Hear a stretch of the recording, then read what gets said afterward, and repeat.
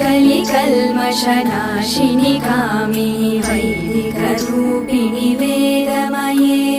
क्षीरसमुद्भव मङ्गलरूपिणि मन्त्रनिवासिनि मन्त्रनुते मङ्गलदायिनि अम्बुजवासिनि देवगणाश्रितपादयुते जय जय हे मधुसूदन कामिनि धान्यलक्ष्मि जय पालय माम् जय वरवर्णिनि वैष्णवि भार्गवि मन्त्रस्वरूपिणि मन्त्रमये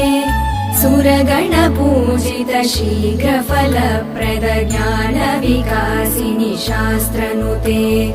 भवभयहारिणि पापविमोचनि साधुजनाश्रितपादयुते